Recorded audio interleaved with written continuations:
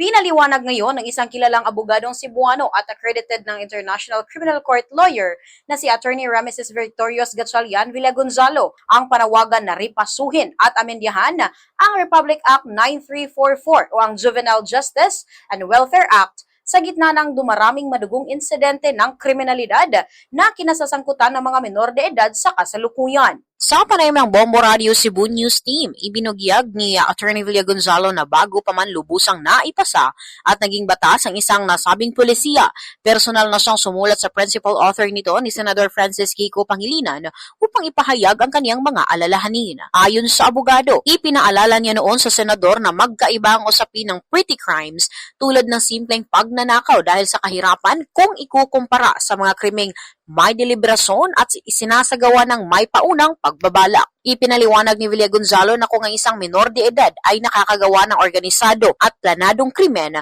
tulad ng pamamaril o pagpatay, ito ay isang malinaw na katotohanan na ang naturang kabataan ay may ganap ng pag-unawa at sapat na kaalaman sa masamang resulta ng kaniyang ginagawa. Kwinison ni Villagonzalo ang butas na ito sa batas dahil ginagamit na itong panangga ngayon ng mga kabataang kriminal at mga sindikato, partikular na sa impluwensya ng social media at teknolohiya na nagbibigay sa kanila ng maagang exposure sa mundo ng krimen. Bukod sa mga pananagutan ng mga menor de edad, ipinahayag din ng abogado na maaaring magkapinsala ng legal liability ang mga magulang, may-ari ng armas, security agencies at maging mga opisyal ng paaralan kung mapapatunayang may kakulangan sa pagbabantay at pagpapatupad ng mga alintuntunin sa kaligtasan.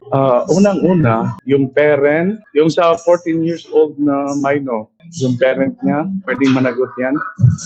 Criminal negligence, damage suit, yung tiyahin niyang police, criminal negligence, damage suit, ka-admin, pwedeng ma-dismiss yan sa servisyo. And then, sa school administrators, security, and other officers, pwede silang managot. Mula rito sa Cebu, ito si Bombo Irene Ardiente, and this is Bombo Radio Philippines, the #1 and most trusted source of news and information. Basta Radio. Bombo!